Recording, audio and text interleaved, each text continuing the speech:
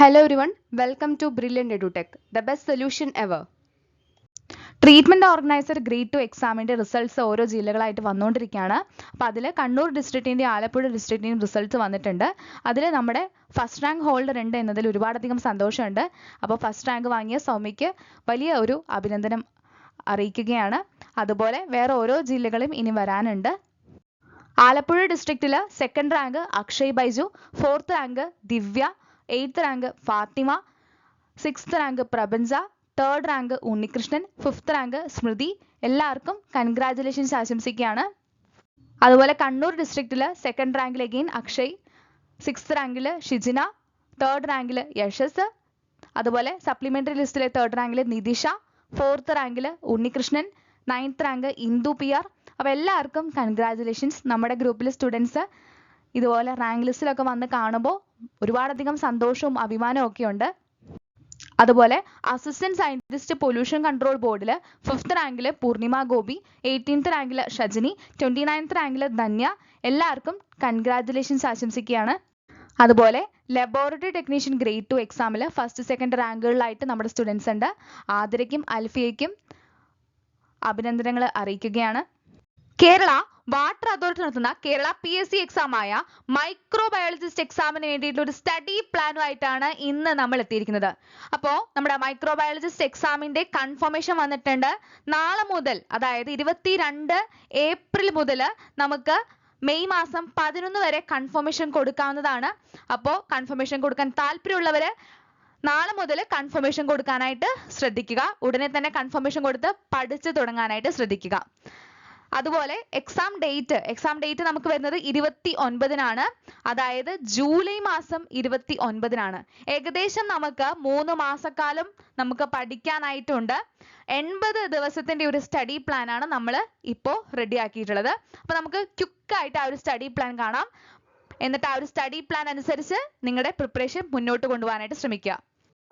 സിലബസിന്റെ overview ഒന്ന് നമ്മൾ നോക്കുകയാണെങ്കിൽ ഫണ്ടമെന്റൽസ് ഓഫ് മൈക്രോബയോളജി 10 മാർക്കിന്, culture methods, staining and microscopy 10 മാർക്കിന്, ബാക്ടീരിയൽ ഫിസിയോളജി ആൻഡ് മെറ്റബോളിസം 10 മാർക്കിന്, ഇമ്മ്യൂണോളജി 10 മാർക്കിന്, മൈക്രോബിയൽ ജെനറ്റിക്സ് 10 മാർക്കിന്, bio instrumentation and molecular biology techniques 10 മാർക്കിന്, ഇൻഡസ്ട്രിയൽ മൈക്രോബയോളജി 10 മാർക്കിന്, ഫുഡ് മൈക്രോബയോളജി 10 മാർക്കിന്, മെഡിക്കൽ മൈക്രോബയോളജി 10 മാർക്കിന്, microbiology of air, water and soil 10 മാർക്കിന്. എല്ലാം 10 മാർക്കിനാണ് അല്ലെ.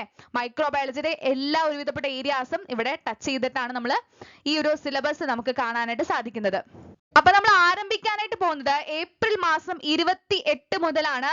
ഏപ്രിൽ മാസം 28 മുതൽ 4-ാം തീയതി വരെ നമ്മൾ പഠിക്കുകയാണ് ഫണ്ടമെന്റൽസ് ഓഫ് മൈക്രോബയോളജി 10 മാർക്കിന്റെ ആദ്യത്തെ മൊഡ്യൂള്.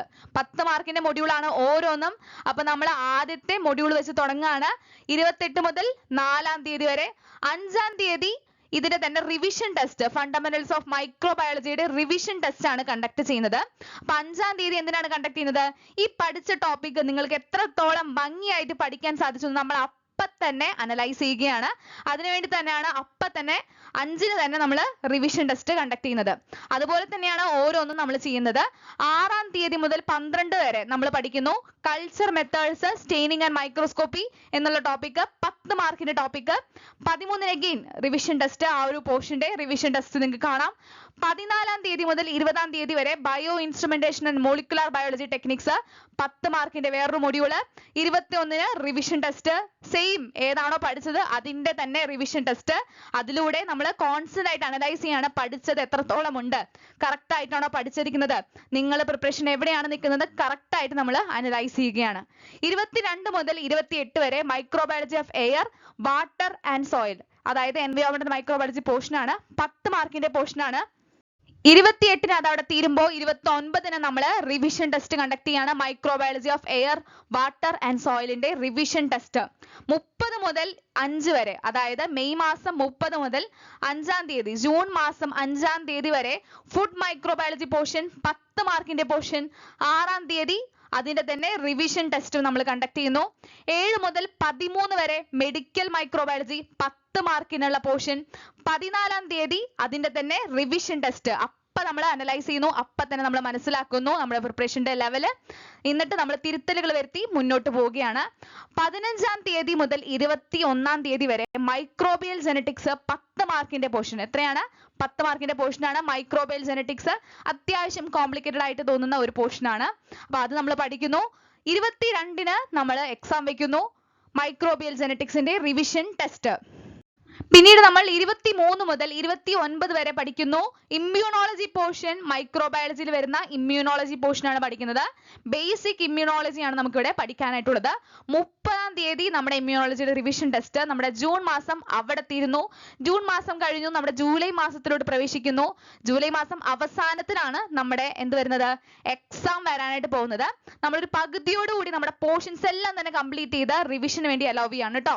അപ്പൊ 1-ാം തീയതി മുതൽ 7-ാം തീയതി വരെ ബാക്ടീരിയൽ ഫിസിയോളജി ആൻഡ് മെറ്റബോളിസം 10 മാർക്കിന്റെ പോർഷൻ.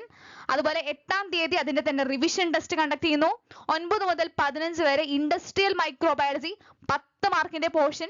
16-ാം തീയതി അതിന്റെ തന്നെ റിവിഷൻ ടെസ്റ്റ്.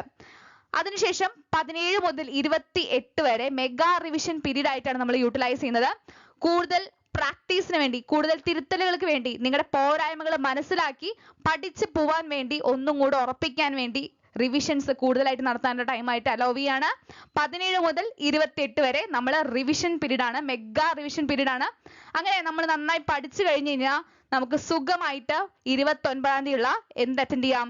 എക്സാം അറ്റൻഡ് ചെയ്യാവുന്നതാണ്. അപ്പൊ ഈ ഒരു സ്റ്റഡി പ്ലാൻ കൃത്യമായിട്ട് ഫോളോ ചെയ്ത് കഴിഞ്ഞാൽ 29-ാം തീയതി വളരെ കൂൾ ആയിട്ട് നമ്മുടെ എക്സാമിന് നമുക്ക് അപ്പിയർ ചെയ്യാം. നെഗറ്റീവ് മാർക്സ് അവോയ്ഡ് ചെയ്യാനായിട്ട് ശ്രദ്ധിക്കുക. വേറെ ഒന്നും തന്നെ വേണ്ട, ബാക്കി എല്ലാം തന്നെ ഈ ഒരു സ്റ്റഡി പ്ലാനിലൂടെ നമ്മൾ കവർ ചെയ്യുന്നതായിരിക്കും. ക്വസ്റ്റ്യൻസ് ആയിക്കോട്ടെ, അതുപോലെ പോർഷൻസ് ആയിക്കോട്ടെ, കൃത്യമായിട്ട് നമുക്ക് പഠിച്ചു പോകാനായിട്ട് സാധിക്കും. അപ്പൊ കോൺഫിഡന്റ് ആയിട്ട് 29-ന് നടക്കുന്ന എക്സാം ഫേസ് ചെയ്യാനായിട്ട് പ്രിപ്പയർ ആവാനായിട്ട് ശ്രദ്ധിക്കുക. അപ്പൊ നിങ്ങൾ ഈ കാണുന്നത് നമ്മുടെ സ്റ്റഡി പ്ലാൻ ആണ്. നമ്മുടെ സ്റ്റഡി ഗ്രൂപ്പിൽ ഫോളോ ചെയ്യാൻ പോകുന്ന നമ്മുടെ സ്മാർട്ട് സ്റ്റഡി പ്ലാൻ ആണ്. അപ്പോൾ ഈ ഒരു പ്ലാൻ അനുസരിച്ച് എല്ലാവരും തന്നെ പഠിക്കാനായിട്ട് ശ്രദ്ധിക്കുക. ഇതനുസരിച്ച് റിവിഷൻസും അതുപോലെ തന്നെ ടെസ്റ്റുകളും കണ്ടക്ട് ചെയ്ത് നിങ്ങളെ പഠനം നല്ല രീതിയിൽ മുന്നോട്ട് കൊണ്ടുപോകാനായിട്ട് ശ്രദ്ധിക്കുക. അപ്പൊ കേരള വാട്ടർ അതോറിറ്റി നടത്തുന്ന കേരള PSC എക്സാം ആയ മൈക്രോബയോളജിസ്റ്റ് അഥവാ ബാക്ടീരിയോളജിസ്റ്റ് എക്സാമിന് വേണ്ടിയിട്ടുള്ള നിങ്ങളുടെ പ്രിപ്പറേഷനെ നിങ്ങളെ ഹെൽപ്പ് ചെയ്യുന്നതിനായിട്ട് നമ്മളൊരു കോഴ്സ് ലോഞ്ച് ചെയ്യുകയാണ്. 28-നാണ് നമ്മൾ സ്റ്റാർട്ട് ചെയ്യാനായിട്ട് പോകുന്നത്. ഇവിടെ നിങ്ങൾക്ക് സ്റ്റഡി സപ്പോർട്ട് ഉണ്ടായിരിക്കും. അതായത് നമ്മുടെ സിലബസ് ബേസ്ഡ് ആയിട്ടുള്ള ക്ലാസ്സുകൾ ഉണ്ടായിരിക്കും, MCQ ഡിസ്കഷൻ ഉണ്ടായിരിക്കും. നമ്മുടെ സിലബസ് ബേസ്ഡ് ടോപ്പിക്കിൽ അനുസരിച്ചായിരിക്കും നമ്മുടെ ക്വിസും കാര്യങ്ങളൊക്കെ പോകുന്നത്. അതുപോലെ സിലബസ് ഓറിയന്റഡ് നോട്ട്സ് ഉണ്ടായിരിക്കും, സ്റ്റഡി പ്ലാൻ റിമൈൻഡേഴ്സ് ഉണ്ടായിരിക്കും. ഏതാണ് ഇന്നത്തെ ദിവസം പഠിക്കേണ്ടതെന്ന് കൃത്യമായിട്ട് നിങ്ങളുടെ അടുത്ത് പറഞ്ഞ് നിങ്ങളെ പഠിപ്പിക്കുന്നതായിരിക്കും. റിവിഷൻസും റിവിഷൻ ടെസ്റ്റുകളും ഉണ്ടായിരിക്കും. കൂടെ നമുക്ക് റിവൈസ് ചെയ്ത് റിവിഷൻ ടെസ്റ്റിലൂടെ നമ്മുടെ പ്രിപ്പറേഷനെ സെൽഫ് അനലൈസ് ചെയ്യാവുന്നതാണ്. അതുപോലെ തന്നെ മെന്റർഷിപ്പ്. ഈ ഒരു പ്രിപ്പറേഷൻ പീരീഡിൽ നിങ്ങൾക്ക് എന്തെങ്കിലും ഡൗട്ട്സോ അല്ലെങ്കിൽ കൺഫ്യൂഷൻസോ ഉണ്ടെങ്കിൽ അതിപ്പോൾ പഠനത്തിന്റെ കാര്യത്തിലായിക്കോട്ടെ, അതുപോലെ നിങ്ങളുടെ മെന്റലായിട്ട് നിങ്ങളെ ഈ പ്രിപ്പറേഷൻ എങ്ങനെ കൊണ്ടുപോകണം, എക്സാമിന്റെ പ്രിപ്പറേഷൻ എങ്ങനെ മുന്നോട്ട് കൊണ്ടുപോകണം എന്നുള്ള കാര്യത്തിലാണെങ്കിലും നമ്മൾ ഹെൽപ്പ് ചെയ്യാനായിട്ടുണ്ടാവും. അപ്പോൾ കോഴ്സിന് ജോയിൻ ചെയ്യാൻ താല്പര്യമുള്ള ആരെങ്കിലും ഉണ്ടെങ്കിൽ നിങ്ങൾക്ക് നമ്മുടെ നമ്പറിൽ വാട്സ്ആപ്പ് ചെയ്യാവുന്നതാണ്.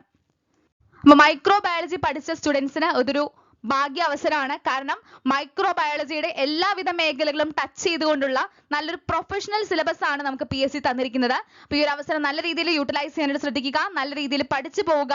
വിജയം നിങ്ങൾക്കുണ്ടാവട്ടെ എന്ന് ആശംസിക്കുന്നു. All the best for your preparation. And video ഇഷ്ടപ്പെട്ടിട്ടുണ്ടെങ്കിൽ മറക്കാതെ വീഡിയോ ഒന്ന് ലൈക്ക് ചെയ്യാനായിട്ടും അതുപോലെ നിങ്ങളുടെ സജഷൻസ്, ഒപ്പീനിയൻസ്, അതുപോലെ എന്തെങ്കിലും ഡൗട്ട്സ് ഉണ്ടെങ്കിൽ താഴെ കമന്റ് ബോക്സിൽ കമന്റ് ചെയ്യാനായിട്ടും ശ്രദ്ധിക്കുക. ഉടനെ തന്നെ മറ്റൊരു വീഡിയോയിൽ കാണാം. ടിൽ ദെൻ എല്ലാവർക്കും നല്ലൊരു പ്രിപ്പറേഷൻ ഉണ്ടാവട്ടെ. Thank you.